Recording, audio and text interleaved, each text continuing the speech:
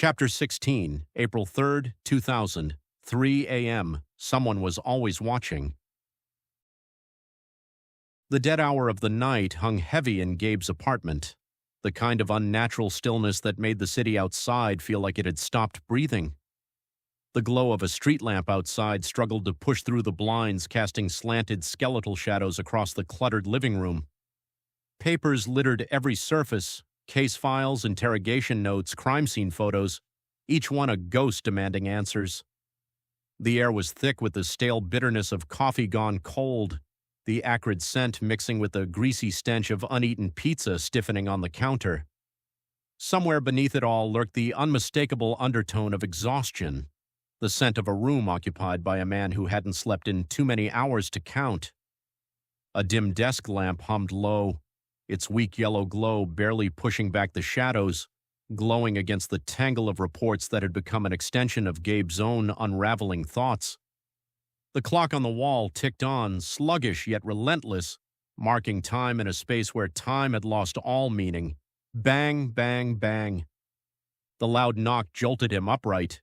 He blinked, groggy but alert, instinct driving him to his feet. Across town, Ashley's apartment echoed with the same pounding. His sharp instincts broke through his fatigue as he sat up, reaching for the handgun on his bedside table. Karen, too, startled awake in her tidy but modest apartment. The lingering ache in her ribs from her last encounter with John Doe made her movements stiff as she swung her legs over the side of her bed. All three moved toward their doors, tension hanging heavy in the stillness.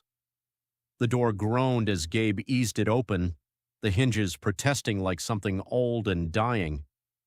The air in the hallway was thick and stagnant, as though the walls themselves had absorbed too many secrets, too many ghosts. A single overhead bulb flickered erratically, its glow weak and sickly, struggling against the creeping dark. The light cast warped shadows along the peeling wallpaper, shapes that shifted and twisted with every flicker, phantom figures that weren't really there, but felt like they could be. A chill slid down Gabe's spine as he took a hesitant step forward. Something felt wrong. The silence wasn't just absence, it was presence. Heavy and unnatural, the kind that pressed in, suffocating the space like a held breath. Then his eyes caught something at the threshold, something small, ordinary, yet deeply, unmistakably wrong, a comic book. His pulse skipped. It lay just inside his doorway, perfectly placed as if someone had set it down with meticulous, almost reverent precision. The glossy cover was warped, stained, and altered. Wrong. Slowly, cautiously, Gabe bent down and picked it up.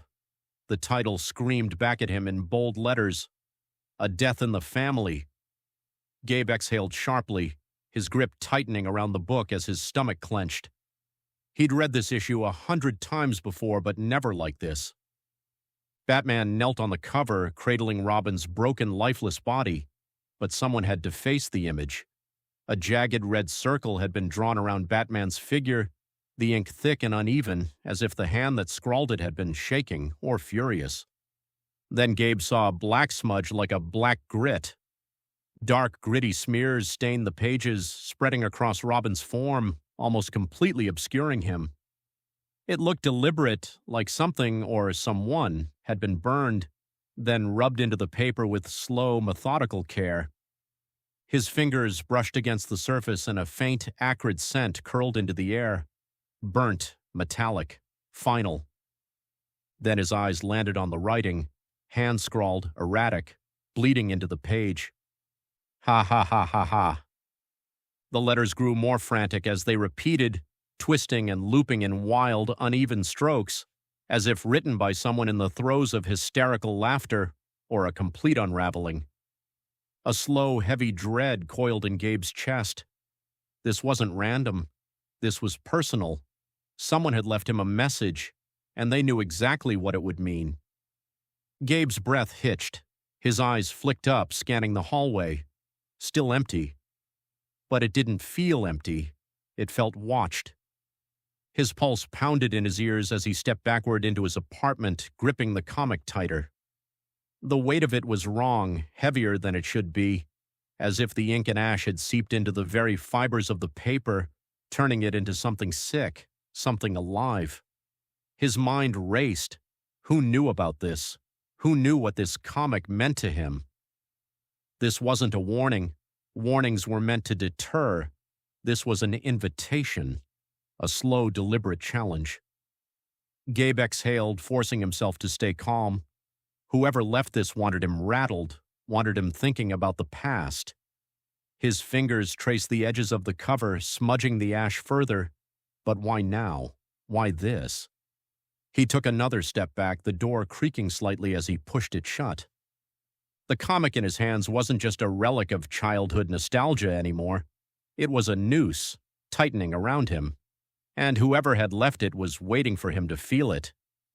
Karen stood frozen at the door, her fingers clenched around the handle, the pressure sending a dull ache through her knuckles. The wood was cool beneath her palm, grounding her for the briefest moment before reality shifted. A scent hit her first, thick and cloying. It wasn't the comforting trace of her lavender soap or the faintly charred aroma of last night's forgotten tea candle. No, this was floral but wrong, twisted into something rotten at the edges, something unnatural. She edged the door open, the faint creak cutting through the hush like a whispered warning. Her breath hitched as the hallway stretched before her, its dim light flickering against the stark beige walls, and a bouquet of black roses stood poised deliberately in the center of her doorstep. Karen's pulse jumped. Her mind tried to make sense of the sight, but the sheer audacity of it sent her nerves into freefall. The petals gleamed under the fluorescent flicker, their color impossibly deep, as if they had absorbed the very darkness from the air around them. It wasn't just their presence that unsettled her, it was their defiance, their sheer wrongness. They didn't belong here. Her throat tightened as her eyes flicked to the paper wrapped around the stems. At first, it seemed like normal brown parchment, until she noticed the frenzied slashes of red ink bleeding across it. Ha ha ha ha ha ha. The words, jagged and overlapping, crawled up the paper in erratic strokes, each letter carved with manic intensity. Some lines darker, more pronounced, as if the writer had pressed harder, dug deeper, like they couldn't stop themselves. Karen's fingers curled into her palm. Whoever had done this wanted her to see it, wanted her to feel the weight of every stroke, every mark of hysteria. And then at the center of it all, something small, tucked neatly between the thorn stems, a single cream-colored card. Karen's breath came shallow now, her ribs protesting as she reached for it. The paper felt wrong, the texture rougher than it should have been. Sticky. She hesitated, then flipped it over. One word. Brad. The world tilted. A wave of heat flushed through her, colliding with something cold and sinking. Her fingers went numb, the card slipping from her grasp as if the weight of the name alone had cast it away. It fluttered to the floor, landing face up. A name she had spoken just weeks ago, turning it over in the quiet corners of her mind. But not like this. Not as a threat. Not as a weapon. Karen's breath slowed, but only because she forced it to. Her ribs ached with the effort. She bent down slowly, her movements measured, her fingers brushing the card once more, like testing the edge of a blade. Was it blood on the corners? No, just ink. Red ink. But why does it feel wet? Her gaze shifted back to the roses, to the way they stood there so smugly. The paper, the ink, the black roses. Every detail was precise, intentional. Karen's eyes traced the bouquet again, moving lower this time. That was when she saw it. The knot. A thin strip of fabric, barely noticeable, tied tightly at the base of the stems, pale, frayed at the edges, stained. The color was unmistakable. Karen's stomach lurched. No, it's not. But her body knew before her mind could reason it away. Her chest tightened, her throat closing in around a scream she refused to let out. Because she had seen this fabric before. She had felt it beneath her fingers. It was the same fabric Brad had been wearing that night, a piece of his shirt. Her knees nearly buckled, but she caught herself on the doorframe. Her head throbbed with the rush of memories slamming into her at once. Brad's laugh, the weight of his arm around her shoulders, the heat of his blood on her hands when she pressed down, trying to keep him here, keep him with her. Karen clenched her teeth, her nails biting into her palms. This is what they wanted. Whoever left this wanted her shaken, wanted her to remember, wanted her to unravel. But she wasn't going to give them the satisfaction. Her breath steadied, forced, controlled, even as the acidic taste of rage burned at the back of her throat. You don't get to pull me back into this. You don't get to use his name. She straightened, pushing the memories down, down, down, shoving them into the locked vault she kept buried deep inside. She wouldn't lose herself in this. Not now. She wouldn't break. Her gaze flicked up, scanning the hallway. She swallowed down the trembling in her fingers as her eyes narrowed. The air in the corridor felt thicker. The shadows along the walls stretched too far, lingering even where the light should have pushed them back. She stepped forward, 1 foot past the threshold, ignoring the ache in her ribs. Someone had been here. Maybe they still were. The silence in the hallway had changed. It wasn't just empty anymore. It was expectant. Karen could feel it, something unseen, lingering just past her line of sight, watching, waiting. She clenched her jaw, refusing to let the weight of it settle. Her eyes flicked over the corridor one last time before she took a decisive step back inside.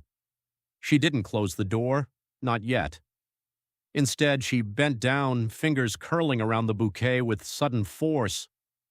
The thorns bit into her palm, sharp and unforgiving. Good. Let it hurt. Let it remind her she was still here. She lifted it, cradling the stems in her grip, and strode inside. The door clicked shut behind her, locking out the suffocating hallway. With measured precision, she dropped the roses onto her kitchen counter like a poisonous artifact. The paper crinkled under the weight, the sound loud in the stillness of her apartment. Her fingers hovered over her phone. Her first instinct was to call Ashley, Gabe, someone, anyone who could put words to this thing twisting inside her. But she didn't. No. She needed to process, to understand, to think. Whoever left this knew her, knew Brad, and they weren't just playing games, they were pulling her into something. Karen's grip tightened, her nails digging into her palm. Her pulse was steady now, even as Brad's name still glared at her from the fallen card on the floor. She reached down, picking it up carefully, slowly, deliberately.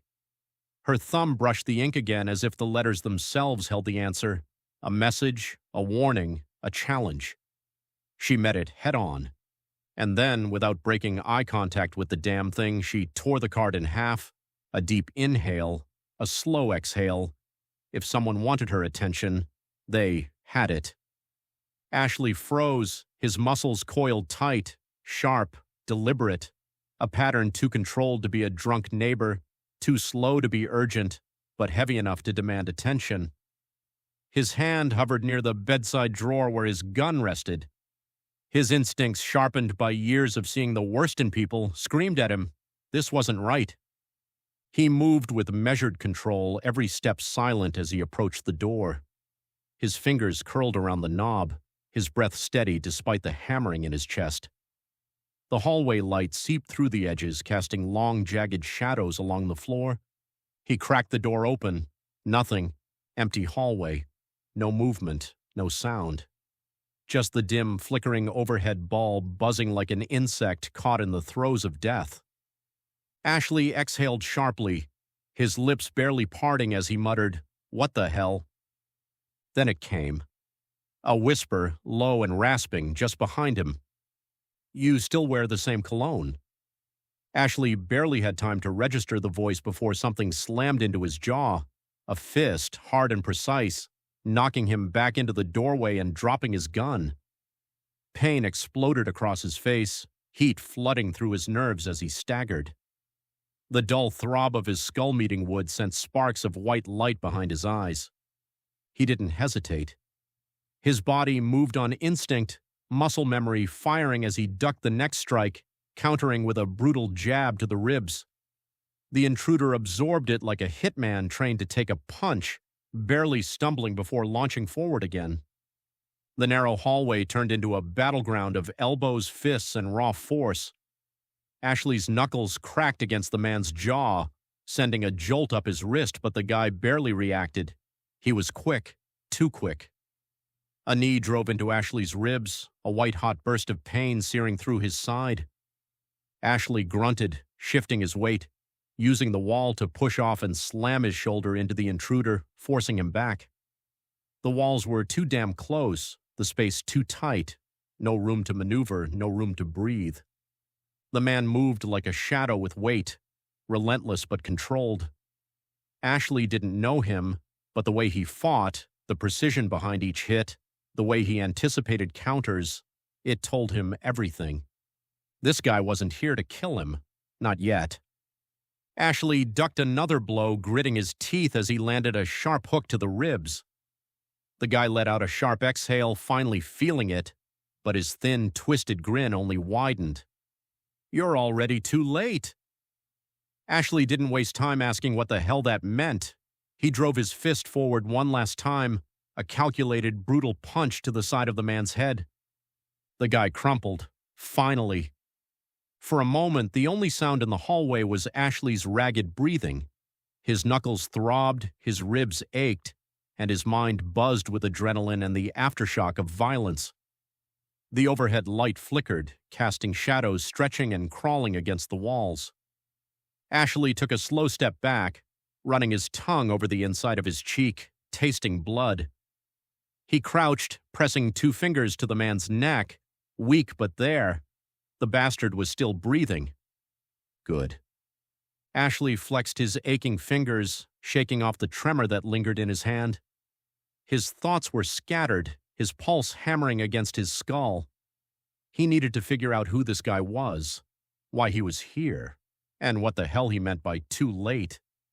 Then movement, not from the unconscious man at his feet, but at the far end of the hallway. Ashley's head snapped up just in time to catch the tail end of something. A shadow, a figure slipping away, disappearing around the corner. The sound of footsteps was almost non-existent, the kind of silence that only came from someone who knew how to move without being noticed. His stomach coiled tight. He wasn't alone. Whoever had sent this guy wasn't finished. Ashley exhaled sharply, wiping the back of his hand across his mouth, smearing the blood at the corner of his lips.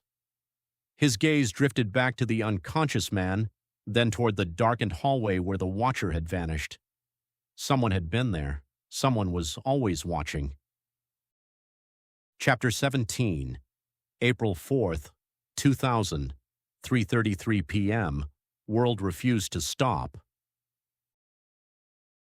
The apartment was suffocatingly quiet, the distant hum of the city muffled beneath an unnatural stillness. Shadows pooled in the corners, stretching unnaturally as if they had weight, as if they were listening. The weak flicker of a single lamp struggled against them, its glow fading before it could reach the edges of the room.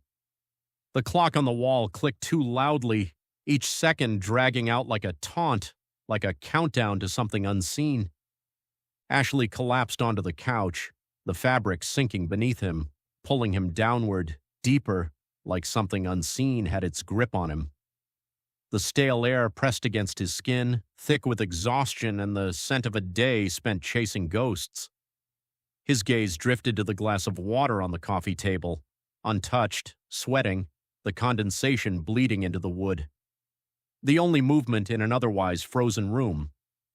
Ashley ran a hand down his face, his skin slick with the residue of a day spent chasing ghosts.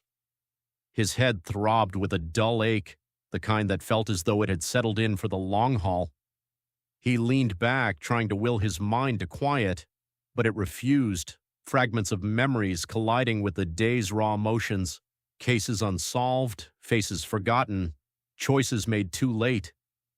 His fingers brushed the coins in his pocket, their cold, familiar weight both a comfort and a burden. He closed his eyes, if only to escape for a moment, letting the room dissolve into the backdrop of his thoughts. Then it came. A whisper, thin and insidious, threading through the ambient murmur of the city like a needle-piercing fabric. It was barely audible, more a suggestion than a sound, yet it seemed to snake directly into Ashley's consciousness, making his breath catch in his throat. He opened his eyes and the apartment seemed darker than before, the shadows deeper, the air heavier. Ashley's eyes darted around the room, searching for the source of the sound. His pulse quickened as the shadows seemed to shift, their edges bleeding into one another like ink spilling on paper. The lamp flickered once, its dim light sputtering before steadying again, though now it seemed weaker, barely pushing back the encroaching darkness. The air grew colder, a biting chill that made the hair on his arms stand on end. He reached for the glass of water on the table, his fingers trembling slightly as he brought it to his lips. The first sip felt sharp, almost metallic, and he set the glass down, the ring of condensation on the table now smudged as though a finger had traced it. The whisper came again, stronger this time, weaving through the room with an uncanny familiarity. He froze, straining to catch it, his heart hammering in his chest. The sound wasn't external. It felt tethered to his thoughts, threading through his consciousness with an unnatural ease. In the periphery of his vision, the shadows betrayed him. One detached itself from the others, a dense, crawling darkness that rippled unnaturally across the room, defying the direction of the light. It didn't just shift. It moved with intent, purposeful and wrong. He turned sharply, his muscles locking as his gaze landed on the far corner. There it was, a figure barely discernible from the surrounding darkness, its form blurred as though it existed just outside the boundaries of reality. It moved toward him, its approach jerky and disjointed, like a machine struggling against rusted gears. Ashley's breath caught, and he willed himself to move, but his body refused. An invisible weight pressed him into the couch, suffocating and immovable, as if the air had thickened into an oppressive, stubborn force. His limbs screamed for freedom but were bound by something far beyond physical restraint. His vision tunneled, the edges of the room darkening until only the figure remained, its presence an all-consuming void. The whisper coiled around his thoughts, threading through his mind like silk soaked in ice. It slithered, fractured, and layered as if spoken by mouths that didn't quite belong to the same body. The syllables stretched and cracked, their cadence wrong, too slow, too fast, both near and impossibly far away. Ink bleeds, pages turn, names are never forgotten. Ashley's breath caught, his skull thrumming with the unnatural resonance of it. The words crawled under his skin, warping, folding in on themselves, reshaping into something else, something ancient, something that shouldn't know his name. The Book of Devon. Each word landed with a sickening weight, sinking into him like teeth pressing against his ribs. The figure leaned closer, or maybe stretched, pulled forward by the whisper itself. The air between them cracked like ice splitting just before it gave way. In the shifting dark, Ashley caught flickers of something almost recognizable. A strong jawline blurred at the edges, the suggestion of a voice he should know but couldn't place. The static hum in the air thickened, pressing against his skull like a forgotten dream clawing its way back into focus. The air grew thick with static, a crackling hum that vibrated in his chest. The figure twitched violently, its edges fragmenting as though it were struggling to hold itself together. The whisper became a roar, the words repeating over and over until they were a deafening cacophony in his mind. And then it began to break. Not in a way that made sense, not in the way bodies moved, not in the way anything human should disappear. The figure fractured, its form splitting like wet ink smeared across the glass, pieces of it peeling away in slow, twisting tendrils. It didn't dissolve. It was dragged apart, pulled by unseen forces as though reality itself was rejecting it. The room shuddered with its departure. The air went thin. The walls seemed to stretch for an instant, the shadows clawing outward, elongating into grotesque, writhing shapes before snapping back into place. And then the final piece of it moved. Not up, not away, but down. It poured into the floor, liquid, dark, and boneless, seeping beneath the couch in a slow, unnatural slither. No sound, no trace, just absence, as though it had never been there at all. Ashley's body lurched forward as the weight pressing against his chest vanished. He sucked in a ragged breath, his lungs burning as if he'd been underwater for too long. The silence that followed was deafening, a void so thick it felt as if the room itself had held its breath alongside him. But the worst part wasn't what had happened. It was the feeling that it wasn't really gone, that somewhere just beneath his feet it was still waiting. His chest heaved again as he steadied himself, wiping a trembling hand over his face. The faint hum of the refrigerator broke the silence, grounding him just enough to remind him where he was. He glanced at the space under the couch again, half expecting something to stir, but it remained empty. The faint whisper that had clawed through his mind moments ago still echoed faintly, a ghost of itself. He shook his head, trying to dismiss it, but the unease clung to him like a second skin. Ashley's hand trembled as he grabbed his phone, the screen's harsh glow piercing the dim shroud of the room. His finger hovered over Gabe's name in his recent calls, the weight of the decision to press it heavier than it should have been. The thought of Gabe's voice, steady and grounded, was both a balm and a risk. It could shatter this fragile, suffocating silence or confirm the dread still coiling in his chest. He tapped the button, the ringing slicing through the quiet like a lifeline. Ashley opened his mouth, but the words caught in his throat. For a moment, he considered telling Gabe everything, the shadow, the paralysis, the voice. He needed to say it to lighten the weight pressing down on him. But the silence stretched between them, and Ashley's gaze shifted to the blinds where the faint glow of streetlight seeped in. His jaw tightened, and he forced his voice to steady. "Nothing," he said finally, his tone clipped but calm. "Just thought I'd check in." There was a pause, and Ashley could almost feel Gabe weighing the response. "You sure?" Gabe asked, his voice cautious. "You don't sound like yourself."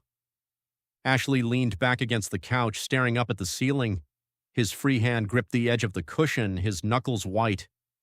"Yeah, I'm fine," he lied. "Just had a lot on my mind. Didn't mean to wake you." "It's fine," Gabe said, his tone softening. "You know you can call me any time, right?" "Yes, I know," Ashley replied, his voice barely above a whisper. "Thanks, Gabe. I'll see you in the morning." "All right, take care, Ash." The line clicked dead, and Ashley lowered the phone slowly, staring at the numbers until they dimmed. The room seemed heavier now, the silence more suffocating. He leaned forward, elbows on his knees, burying his face in his hands. The weight of what had just happened pressed down on him, coiling in his chest like a live wire. He couldn't share it, not yet. Whatever this was, it wasn't something he could explain. It felt too close, too raw, and the faint whisper of the Book of Devon lingered in his mind, unanswered. Ashley paced the room, his steps restless, the tension in his limbs refusing to settle. The unease clung to him like a second skin, refusing to be shaken loose. He moved to the window, pressing his fingertips against the cool glass as he gazed down at the city below.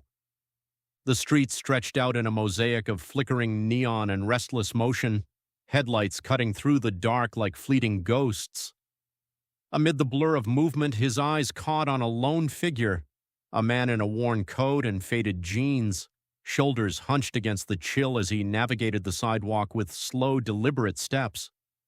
For a fleeting moment, Ashley wondered about him. Was he running from something, walking towards something? Or was he just another soul lost in the weight of the night, carrying burdens too heavy to be spoken aloud? The thought settled deep, a quiet echo of his own reflection. He exhaled, his breath fogging against the glass, and let his forehead rest against the cold surface. Outside, the city kept moving, but Ashley felt trapped in place, a man standing still while the world refused to stop. The precinct buzzed with low, restless energy, voices threading through the steady staccato of keyboards and the jarring shrills of ringing phones. The air was thick, Not just with the scent of stale coffee and worn leather, but with the weight of unfinished cases and exhaustion buried beneath forced efficiency. Outside Karen's office, the bullpen churned with movement, but inside, the world felt suspended, frozen in the dim glow of a single desk lamp. Shadows pooled in the corners, stretching long and deliberately as if the room itself was holding its breath. The blinds were drawn tight, sealing her in, keeping everything else out. Or maybe keeping something in. Brad's memory wasn't a gentle ghost. It was a jagged thing clawing its way to the surface, dragging with it the weight of what was lost. She could still hear his laugh, warm and effortless, the kind that lingered long after he was gone. But the sound came distorted now, frayed at the edges, blurred beneath the static of time. His death had been buried beneath the weight of routine, locked away in a corner of her mind she refused to open, until now. Something about the past few days had ripped the door off its hinges, forcing her to relive pieces of him in flashes, the rough calluses of his hands when he reached for her, the quiet way he always knew when something was wrong, the scent of his aftershave lingering in the space he used to stand. The grief she had kept at bay for so long now seeped through the cracks, threading itself into the chaos that surrounded her. Her armor had been strong once.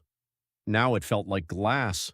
The unsettling encounter with John Doe, the ominous unwanted visitors, and the strange black roses, now safely logged into evidence, were all hitting closer to home than she was comfortable with.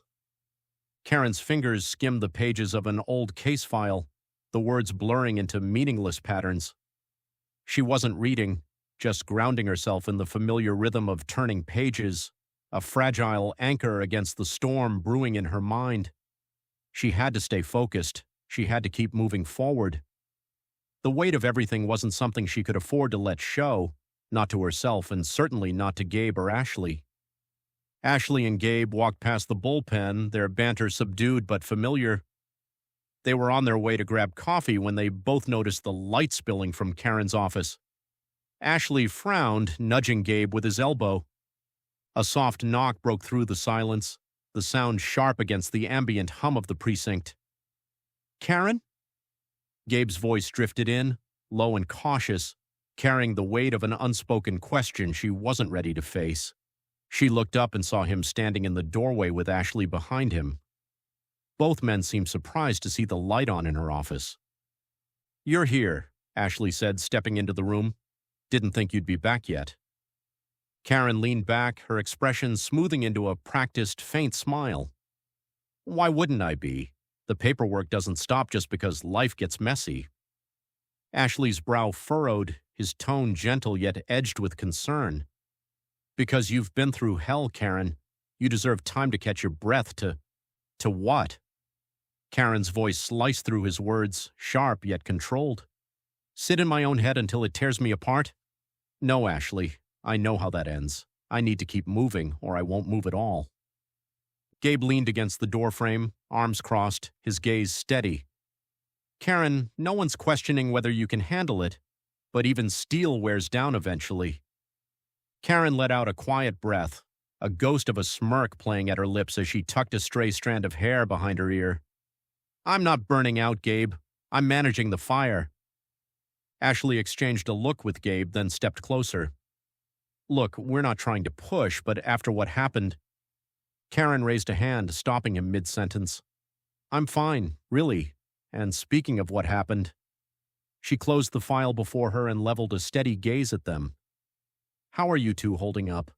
Your visitors weren't exactly the friendliest faces." The shift in conversation worked as she'd hoped. Ashley leaned against a nearby filing cabinet, his expression darkening. Still nothing on them. There is no paper trail, no chatter. Whoever sent them knows how to cover their tracks. Karen tilted her head, her voice steady, though her gaze sharpened as it shifted between them. "And you two? How are you really handling it?" Gabe hesitated, rubbing the back of his neck. "We're managing." Karen raised an eyebrow. "Managing? That's not exactly a glowing report." Ashley let out a scoff. "What do you want us to say? That it's easy? It's not. but we're still standing and we're not letting it slow us down.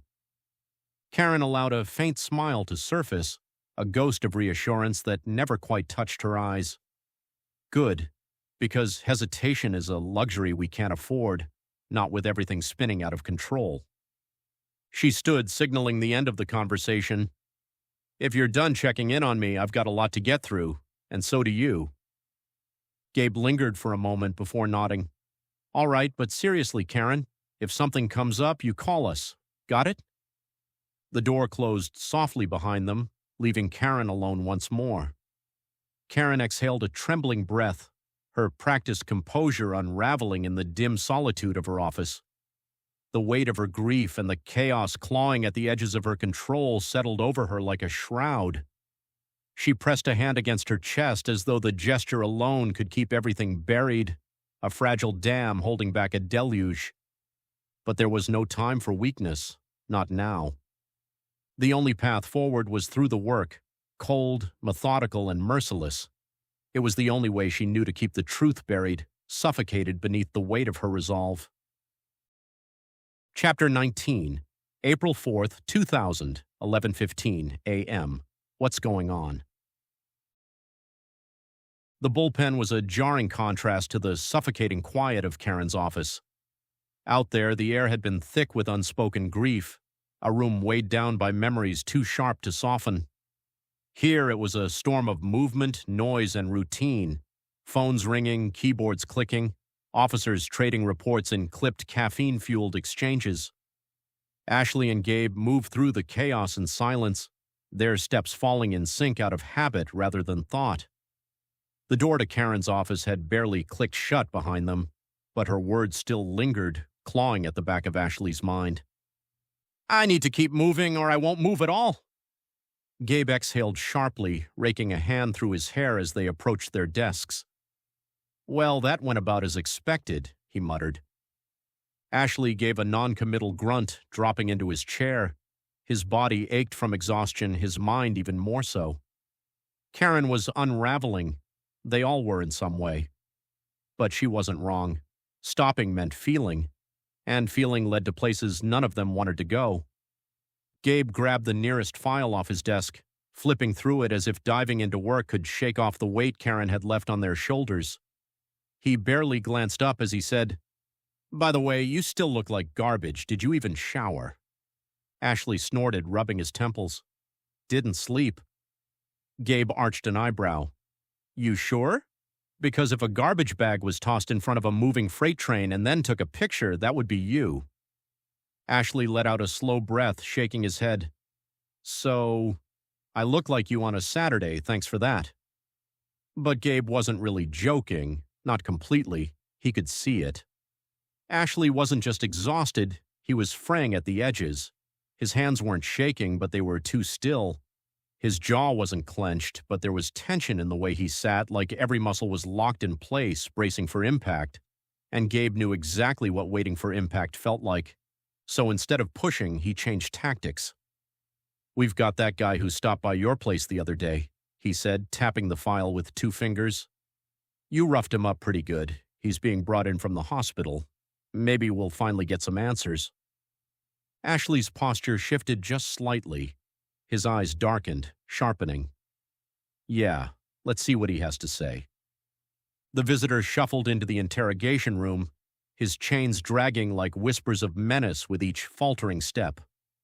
Flanked by 2 silent guards, he moved with deliberate slowness, his gaunt frame radiating an eerie calm that belied the tension in the room.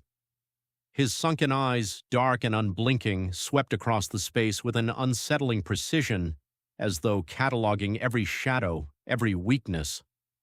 The room's harsh fluorescent lights cast sharp, unflattering shadows on his gaunt face, highlighting every line and crevice.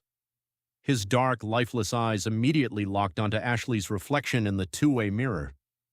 Gabe sat at the table, his posture casual but his focus razor-sharp. He flicked a glance toward the 2-way mirror, knowing Karen was on the other side, watching. He couldn't see her, but he could feel her presence, analyzing, dissecting every movement, every pause. She was always methodical, always precise, and right now she was reading the room in ways neither he nor Ashley ever could.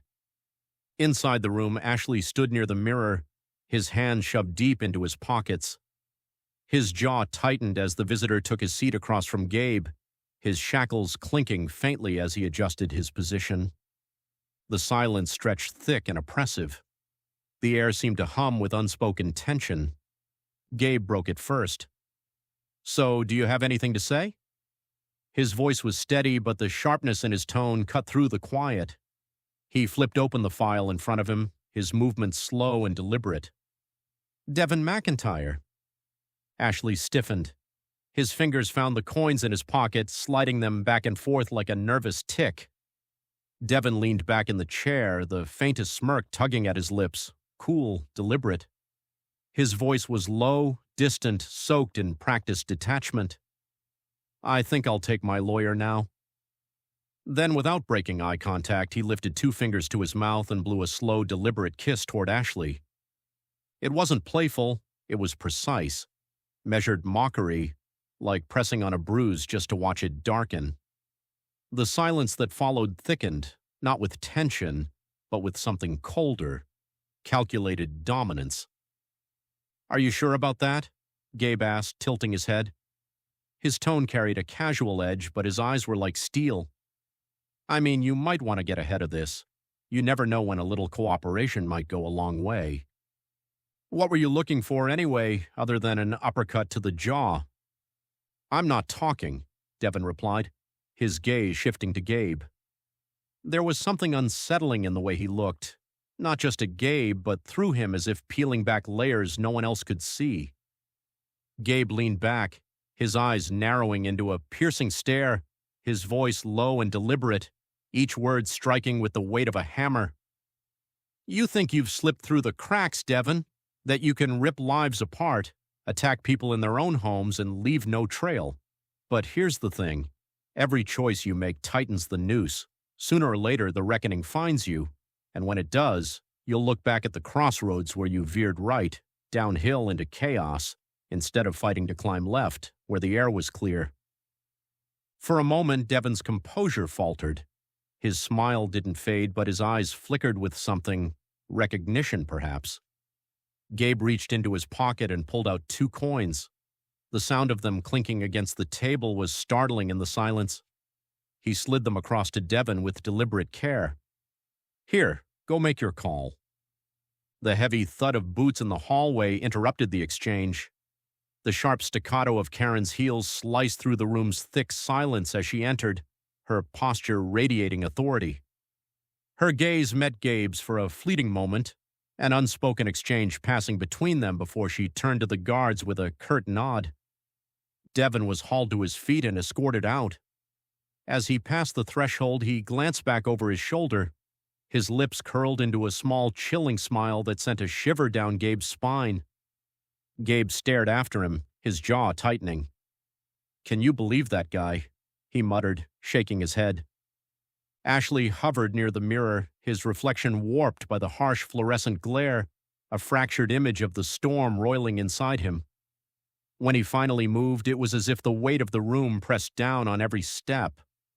He sank into the chair Gabe had vacated, his elbows hitting the table with a dull finality. His hands rose to his face, pressing hard as if trying to physically push back the relentless tide of emotions threatening to drown him. The tension in his shoulders spoke volumes, even as the room fell into an uneasy silence. "Ash," Gabe's voice cut through the silence, quiet but insistent. He pulled up a chair, the scrape of metal on the tile punctuating the tension. Sitting across from his partner, he leaned in, his tone low but solid. "You're not fine. Stop pretending. Talk to me. What's going on?" Chapter 20, April 4th, 2000, 1:27 p.m. Turning back now. The fluorescent light overhead buzzed with a maddening rhythm, its flickers casting erratic shadows that danced across the metallic surfaces of the room. The chill radiating from the steel table seemed almost alive, seeping into their marrow and deepening the suffocating atmosphere. Gabe leaned back, his chair creaking under the weight of his casual posture, though his fingers drummed an anxious beat against the table's edge. Opposite him, Ashley slouched forward, his elbows pressed against the icy metal, his face a mask of fatigue and unease. The earlier exchange with Devin lingered in the air, heavy and sour like a meal gone rancid. "You ever have one of those dreams," Ashley began, his voice low and edged with hesitation, "where you're awake but your body isn't, like you're trapped in your own skin?" Gabe's drumming stopped mid-beat. He tilted his head, his brow furrowing as he studied Ashley's face. "Can't say I have. Are you talking about sleep paralysis? I looked it up once. It's when your body is asleep, but your mind wakes up or something like that. You're frozen. You can't move, can't scream, nothing. It feels like something's there with you. Was there something there with you?" Ashley nodded slowly, his eyes locked on the scratched tabletop as if the swirling chaos in his mind might etch itself onto the surface. His hands fidgeted, fingers brushing against one another in a restless, nervous rhythm. It was rare to see him like this, his usual composure fractured, the cracks revealing something raw and unsettled beneath. "They say it's just your brain playing tricks," Gabe continued, leaning forward, curiosity sharpening his tone. "You're caught between sleep and waking up. From what I read, it sounds creepy as hell, though." Ashley exhaled sharply, brushing a hand through his hair as if trying to comb away the memory. "It's not just creepy," he muttered. "It's something else. Last night it hit me out of nowhere. I was sitting on my couch trying to make sense of everything, and then I couldn't move. It was like my body just shut down. My chest felt heavy, like someone was pressing down on me." Gabe leaned back slightly, his sharp blue eyes narrowing. "And then?" "There was a shadow," Ashley said, his voice barely above a whisper, each word carrying the weight of the memory. "Not just some trick of the light. This was solid, deliberate, like it had stepped out of the darkness itself, but the way it moved." His voice faltered, his fingers twitching against the table. "It was wrong, like it didn't belong in this world, like something had stitched it together from broken pieces that didn't quite fit. It jerked and twisted, its limbs bending at angles that weren't possible, like the world was trying to reject it, spit it out." Gabe's stare sharpened, the usual humor in his eyes long gone. "And its face?" Ashley exhaled shakily, rubbing his hands together as if trying to wipe the sensation from his skin. "I don't know if it had one, but I felt its eyes, like they weren't just watching me, but inside me, crawling under my skin, not looking at me, looking through me, like it knew something I didn't." His voice wavered, each word pulling him back into the memory he was trying to suppress. Ashley hesitated, his throat tightening. It was trying to talk. His breath hitched, the memory slamming back into him like a physical force. Not in words, not at first. It was this wet sound, like a body dragging across the floor, like bones grinding against each other, hollow and splintering. Then static, like an old radio trying to find a station, a whisper underneath it all. Gabe's fingers drummed once against the table, a slow, steady rhythm. What did it say? Ashley swallowed hard. "The Book of Devon." The words hung in the air, heavy and absolute, the room pressing in around them. The fluorescent light above flickered once, just enough for the shadows along the walls to stretch too far, lingering where they shouldn't. Ashley's fingers curled into a fist, grounding himself, forcing the memory back into the dark where it belonged. "I wasn't dreaming, Gabe," he finally said, his voice raw. "That thing, it was real. And now this guy, Devin, shows up, practically daring us to connect the dots," Ashley said, frustration lacing his words. He exhaled sharply, pressing his palms against the table as if steadying himself. "I know I haven't been myself lately and I feel like I'm letting the team down. I keep telling myself to shake it off, push through, but the last few weeks..." He paused, dragging a hand through his hair, his voice momentarily unsteady. "They've been hard on the mind, Gabe, and I know I'm supposed to be the mentor here, the one keeping you steady, but..." His fingers curled against the metal surface, knuckles white. I can't shake this feeling. It's not just stress. It's not just my head playing tricks on me. Something's pushing us, like we're being set on a path we don't fully understand yet. His gaze flicked up to Gabe, something haunted but resolute in his expression. I think we're supposed to follow it. Gabe nodded slowly, his expression unreadable as he absorbed Ashley's words. It's definitely weird, he said finally, his voice measured. And look, I get it. I know the last few weeks have been a hell of a ride. I've seen you take hits most people wouldn't come back from, and you're still standing. But, Ash? Gabe leaned forward slightly, his tone quieter but firm. You're not letting anyone down, least of all me. He held Ashley's gaze for a beat, letting the words settle before exhaling and rubbing a hand over his jaw. That being said, before we start chasing ghosts, let's start small. Let's head to our desks and look this up. See what the hell this Book of Devon is and if it's even a real thing. If something is trying to set us in the right direction, maybe it left us a damn breadcrumb trail. The two of them left the interrogation room, stepping into the bullpen. The space felt different now, quieter. Their desks, side by side, sat under the sterile glow of overhead lights, surrounded by the faint chaos of a precinct in motion. Phones rang in the distance. Officers called out updates and keyboards clattered faintly, but it all felt muted. Gabe pulled out his chair, the screech of metal legs against the floor cutting through the tense quiet. As he switched on the desktop computer, the low hum of the monitor filled the air, a momentary reprieve from the silence that pressed around them. You're good, right? Gabe asked, his eyes on. The screen, but his tone betrayed the concern he tried to mask. I mean, you're not about to keel over on me. Ashley chuckled darkly, the sound rough around the edges. You wish. I'll survive. Just weirded out is all. I don't need rest. I need answers. For a moment, it felt as if the bullpen held its breath. The occasional tap of Gabe's fingers against the keyboard broke the silence before the precinct noise crept back in. A distant hum of voices, ringing phones, and the occasional creak of a chair. Gabe broke the silence with a wry grin, the humor in his tone doing little to mask the concern in his eyes. So, Ash, if the boogeyman shows up behind me, maybe shout something before I get strangled. Ashley huffed out a weak laugh, his lips twitching upward for a fleeting moment. But the shadow in his gaze lingered, a ghost that refused to be exorcised.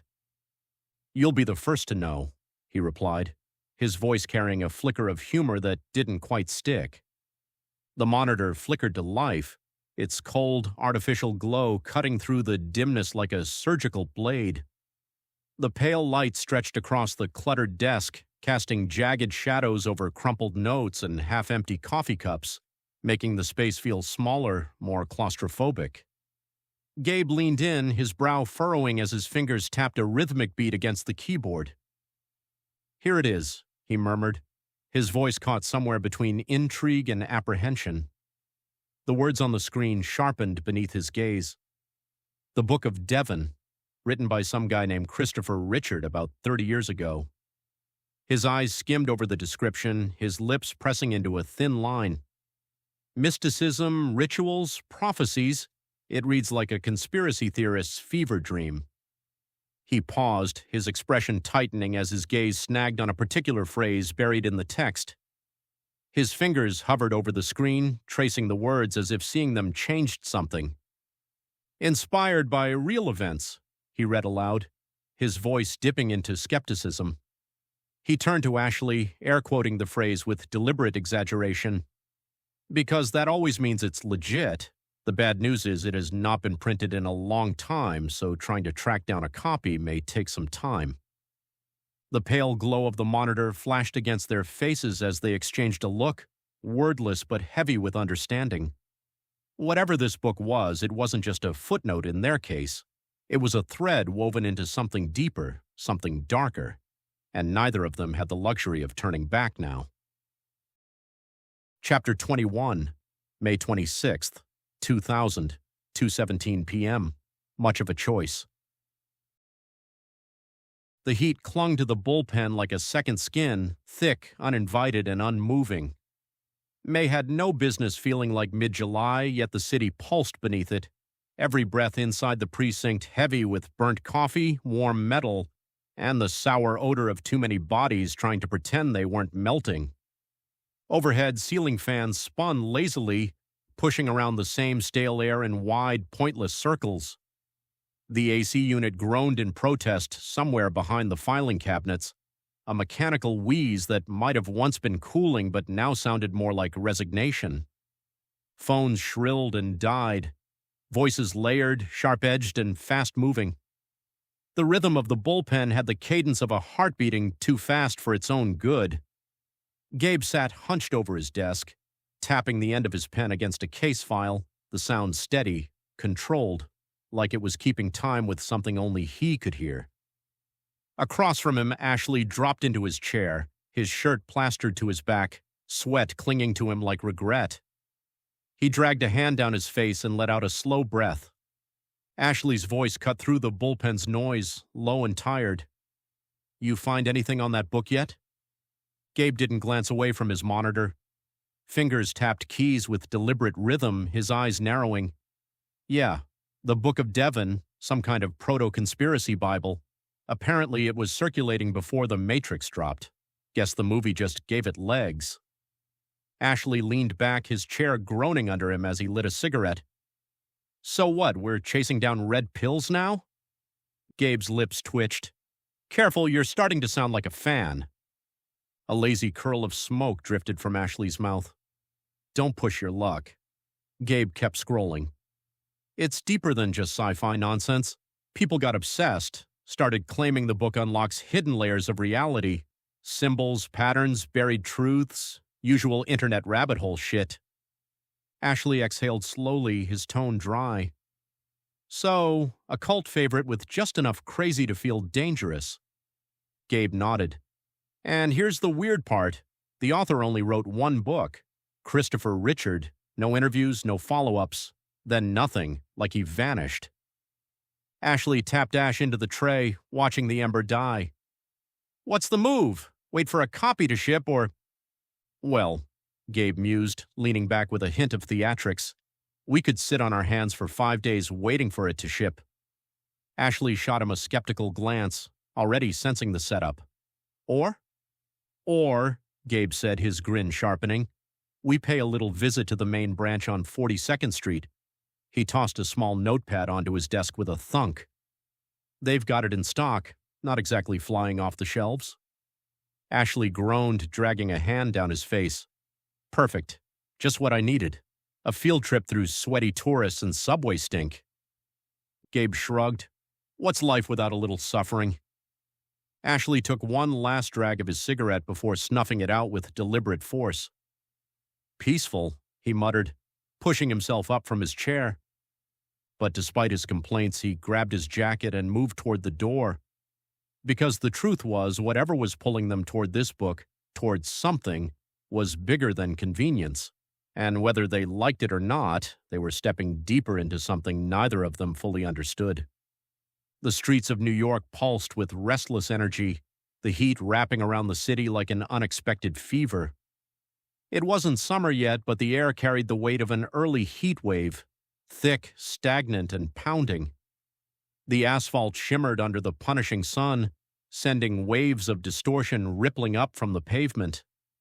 Even the usual city noise felt amplified, the blare of car horns sharper, the voices of tourists more grating, and the street vendors more aggressive in their shouts, eager to offload half-melted pretzels and lukewarm hot dogs.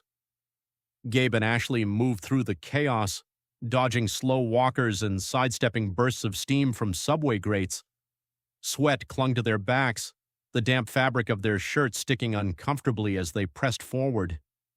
Near the corner of 42nd Street, a man waved a cardboard sign about the world ending, his voice hoarse from yelling warnings that no one stopped to hear. Ashley exhaled sharply. "Feels like the city's losing its damn mind." Gabe smirked, wiping the back of his neck. "Welcome to New York in a heat wave." The library's grand stone facade finally came into view, rising above the street like a sanctuary against the oppressive heat. Its cool, shadowed steps felt like an invitation, an escape from the blistering streets and the restless, suffocating air that had settled over the city like a storm waiting to break. Inside, the cool air hit like a lifeline, soothing the heat that clung to their skin.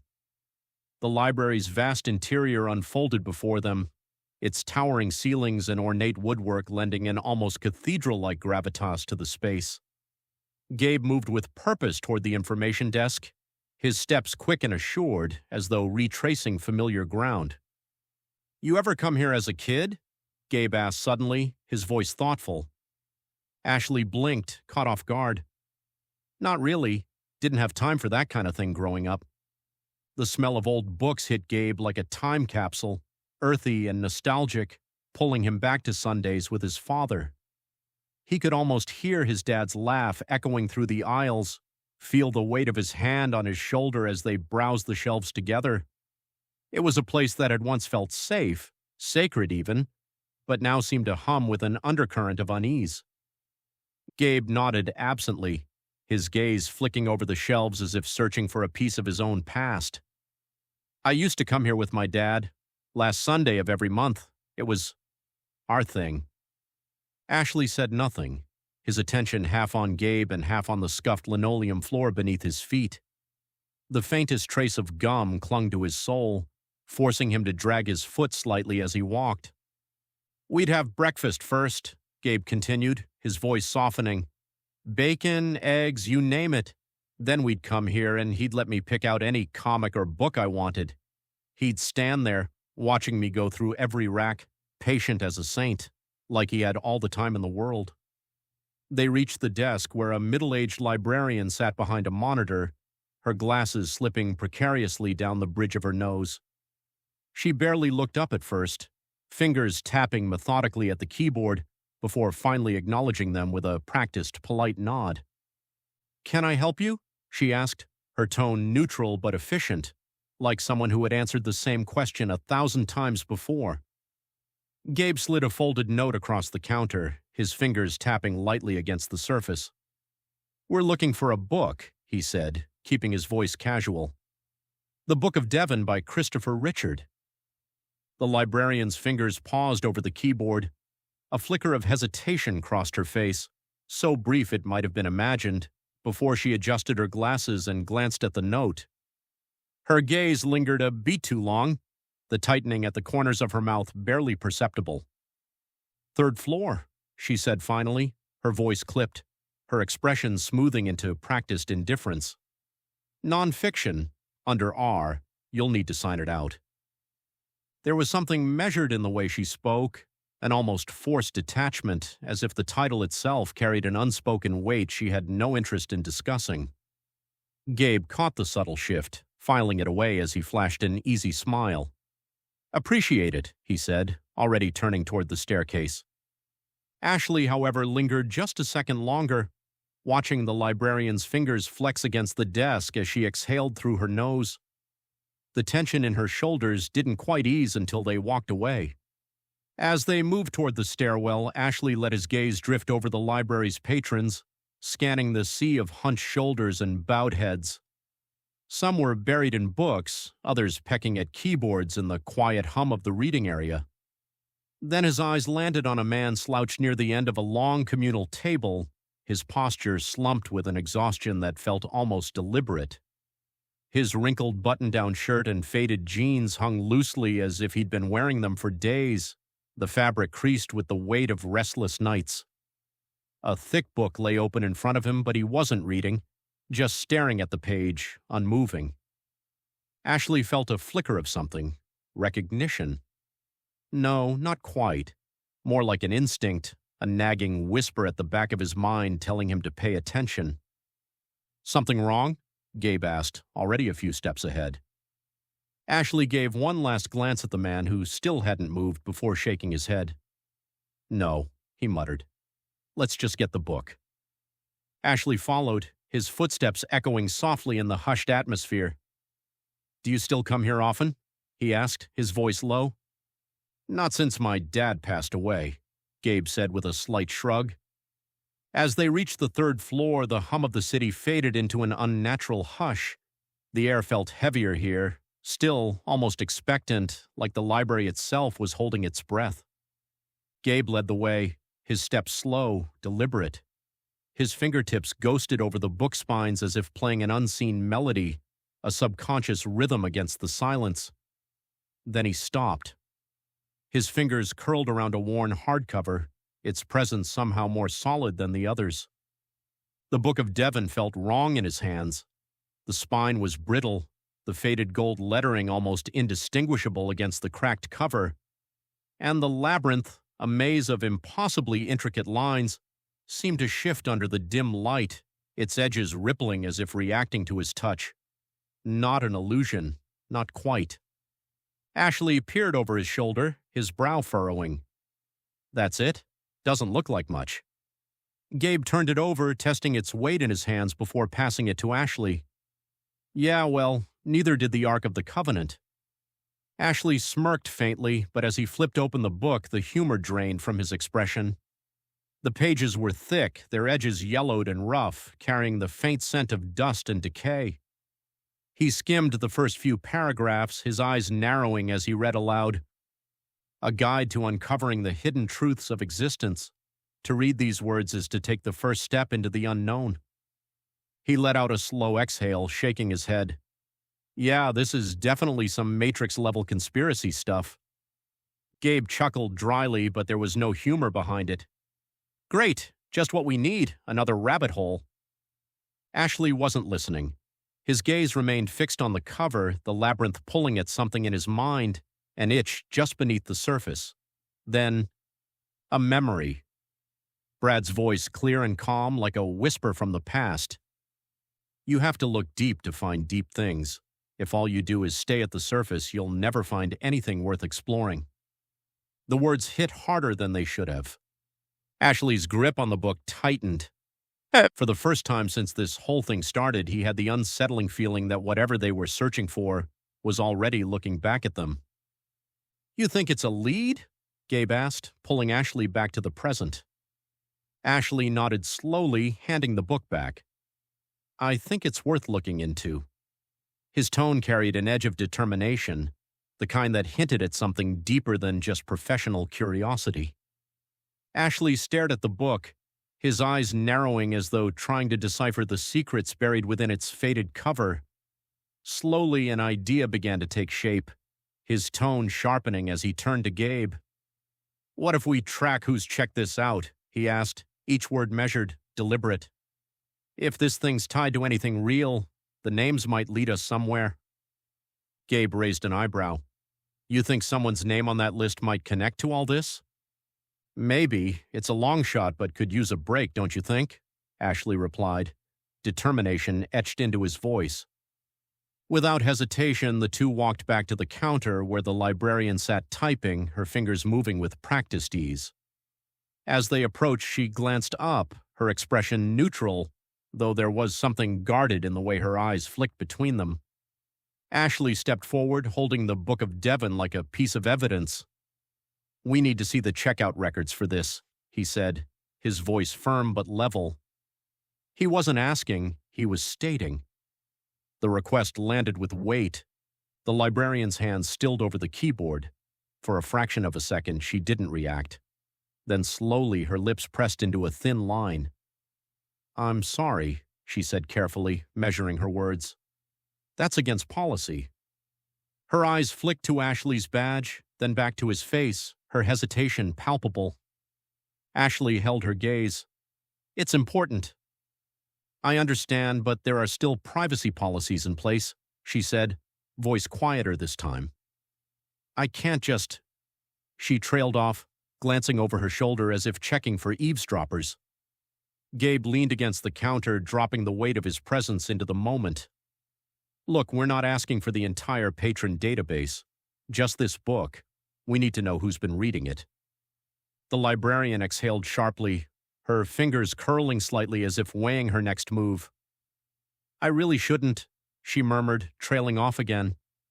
Then, after a moment's hesitation, she stood. Excuse me for a moment, I'll be right back.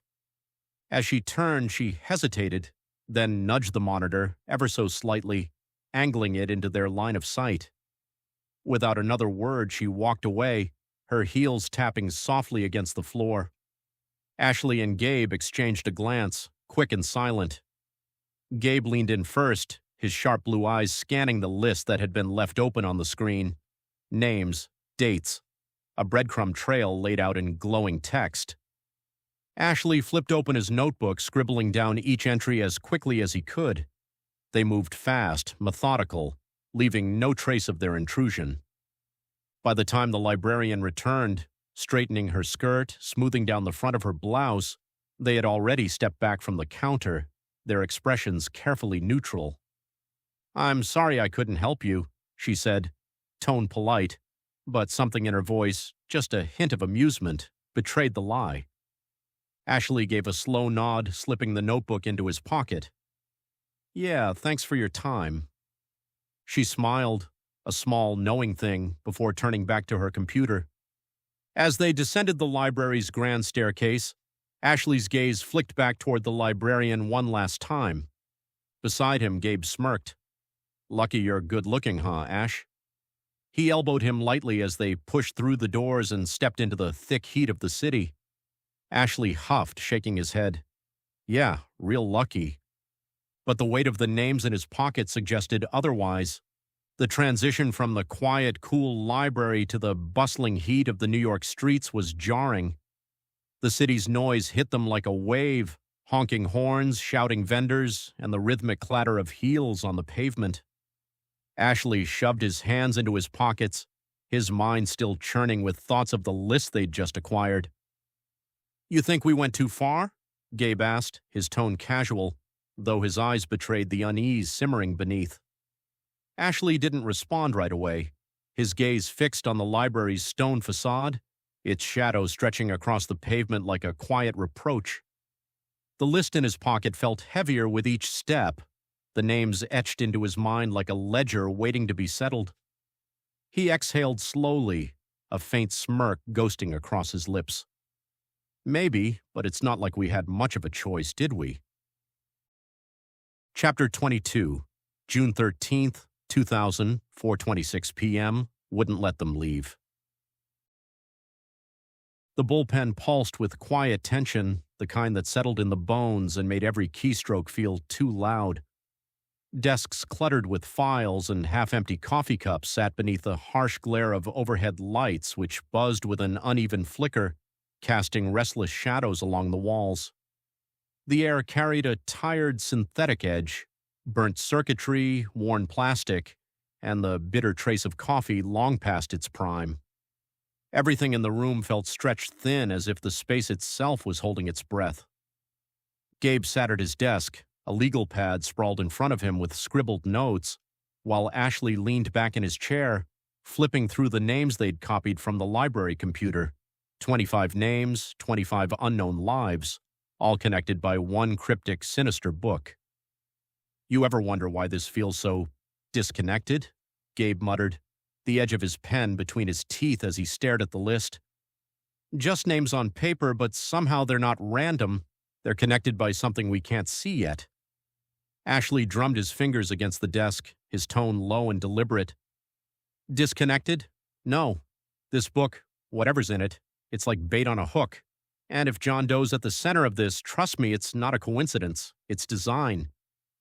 Gabe sighed, running a hand through his hair. "Still, what's the angle? What do they all have in common? Is it just curiosity, or is it something deeper?"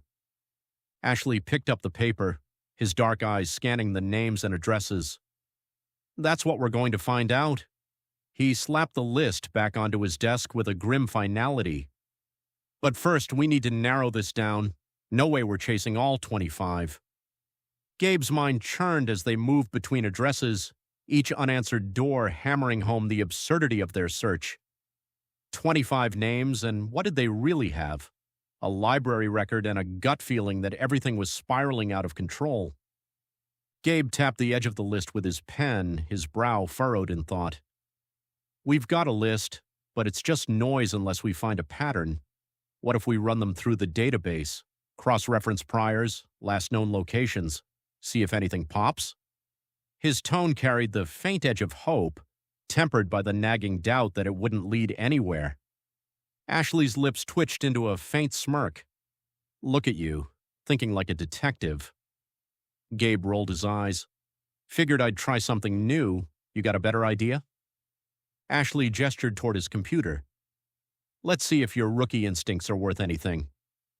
The two men worked in silence for a while, the click of keys filling the air as they fed the names into the precinct system. One by one, profiles popped up. Petty thefts, restraining orders, unpaid parking tickets. But as they worked through the list, something chilling began to emerge. "Here," Gabe said, his voice cutting through the quiet. 10 hits, all with priors. Ashley wheeled his chair closer, scanning the screen. Assault, fraud, arson. Each name came with a file that hinted at darkness. "These aren't your average book club members," Ashley muttered, his voice low. Gabe leaned back in his chair, exhaling sharply. "So what's the plan? We can't just roll up and start asking about a book. That's not exactly probable cause." Ashley's eyes narrowed in thought, the corner of his mouth twitching as an idea took shape. "Wellness checks," he said finally. "We've got names, addresses, and a suspicion. No warrants needed if we say we're checking on safety concerns." Gabe raised an eyebrow. "You think that'll fly?" Ashley smirked. "We make it fly. Besides, what's the alternative? Wait for one of these people to do something worse? We can't afford that." Gabe nodded, though unease prickled at the back of his mind. "All right, wellness checks it is, but let's be careful. If this book's really pulling strings, we don't know what we're walking into." The afternoon sun pressed down like a heavy hand, heat rippling off the cracked sidewalks in shimmering waves. Each house loomed like a question, its peeling paint and darkened windows holding secrets they dared not speak aloud. The chime of doorbells cut through the oppressive quiet, each one a tentative knock on the unknown. Some doors opened just enough to reveal suspicious eyes behind safety chains, while others remained closed, their silence a resounding refusal that left more questions than answers. Each encounter felt like a brushstroke on a canvas of suspicion, leaving more questions than answers. A woman who peeked through the blinds but refused to answer, a man who slammed the door at the first mention of the precinct, a teenager who claimed they'd never heard of the Book of Devon but couldn't meet Gabe's eyes. At each stop, Ashley's demeanor remained steady, his questions sharp but measured. Gabe, meanwhile, found himself watching more than speaking, studying the faces of those they questioned. Some were nervous, others defiant, but all seemed touched by something, fear maybe or guilt. The house at the end of the street seemed to hold its breath, its darkened windows staring back like empty eyes. Peeling paint hung in ragged strips, curling away from the wood like shedding skin, while the front yard sprawled wild with weeds that clawed at discarded refuse. It wasn't just neglected, it was forsaken, an unspoken warning to anyone who dared to approach. By the time they reached the address on the list, the sun hung low in the sky, casting the street in hues of amber and gold. Down the road was a man strolling along the sidewalk, hands tucked into his pockets, his pace unhurried, like someone who was exactly where he needed to be. Ashley parked the car a few houses down, killing the engine with a flick of his wrist. He glanced at Gabe, his expression unreadable. "Last 3 on the list. You ready?" They approached the house together, their footsteps crunching softly on the gravel driveway. Gabe noted the silence, the absence of birds and the air's stillness. It felt as though the world was holding its breath. Ashley knocked on the door, his knuckles rapping sharply against the wood. They waited, the seconds stretching into an eternity. Nothing. He knocked again, harder this time. "Hello, anyone home?" he called out. "We're here for a wellness check. Is anyone home?" Still nothing. Gabe exchanged a glance with Ashley, the unease between them palpable. "You think they're dodging us?" he asked, his voice barely above a whisper. Ashley frowned, his hand drifting to the radio on his belt. "Maybe. Or maybe there's nobody here." Ashley kept his thoughts to himself, but the unease gnawed at him like a splinter buried too deep to pull free. This wasn't just a case anymore, it felt personal, and he wasn't sure how much longer he could keep it together. He reached for his radio, but before he could key the mic, the sound of a door creaking open made both men freeze. It wasn't the front door of the house they were investigating. It was the one next door. A woman stepped onto her porch, wrapped in a faded housecoat, her hair twisted into tight rollers. A cigarette dangled loosely from her lips, the ember flaring as she took a slow drag. Her gaze landed on them, sharp despite the exhaustion etched into her face. "You boys looking for someone?" she asked, her voice rasping like gravel underfoot. Gabe stepped forward, slipping on an easy smile. "Ma'am, we're just conducting a wellness check. Do you know if anyone's living here?" The woman exhaled a plume of smoke, her eyes flicking toward the darkened house before settling back on them. "Nobody's lived there for months," she said. "Last guy up and vanished. Landlord's been trying to rent it out, but—" She waved the cigarette vaguely. "Can't get the smell out, and no one wants to deal with the mess inside." Ashley's brow furrowed. "Vanished? What do you mean?" She took another slow drag, her expression unreadable. "Just stopped showing up one day. No movers, no cops, nothing. Place sat empty ever since. Quiet guy never made trouble. But there was something about him, you know? Like he was carrying a secret too heavy for his own good." Gabe exchanged a glance with Ashley, his pulse kicking up a notch. "Do you remember his name?" The woman hesitated, rolling the thought around like a loose marble in her head. "John, something," she said finally. Ashley stiffened, his fingers curling into a fist at his side. "John Doe?" His voice was sharper now, cutting through the humid air. The woman shrugged. "Could be. Like I said, didn't know him well." A chill crept up Gabe's spine. He turned back to the house, his mind racing. If this was John Doe's last known address, they were closer than they'd ever been. Too close, maybe. Ashley's voice snapped him back to the moment. "Thanks for your time, ma'am." The woman gave a slow nod, tapping the ash from her cigarette and watching it fall to the ground. As she turned to step back inside, she muttered under her breath, just loud enough to reach them. "Good luck." The door groaned shut behind her, leaving nothing but the muffled hum of the city and the weight of what they'd just learned. Gabe and Ashley stood in silence for a moment, the weight of the revelation pressing down on them. Finally, Ashley spoke, his voice low. "We need to get inside." Gabe lingered at the base of the porch steps, his gaze fixed on the peeling paint of the door. The house seemed to breathe with the weight of something unspoken, its boarded windows and crooked mailbox standing like silent sentinels. "You think we'll find anything?" he asked, his voice quiet but tinged with unease. Ashley's jaw tightened. Only one way to find out.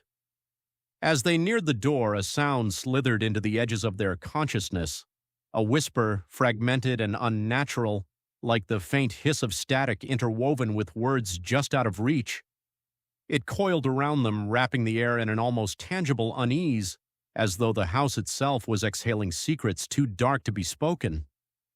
Gabe froze, his breath catching as he turned sharply, scanning the empty street. The shadows stretched long and still, but the sound lingered, wrapping around his mind like a warning.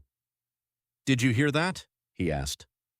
Ashley nodded, his expression grim. "Yeah, let's move." They reached the door together, the tension between them coiled tight. As Ashley reached for the handle, Gabe couldn't shake the feeling that they were stepping into something far darker than they'd anticipated, something that wouldn't let them leave.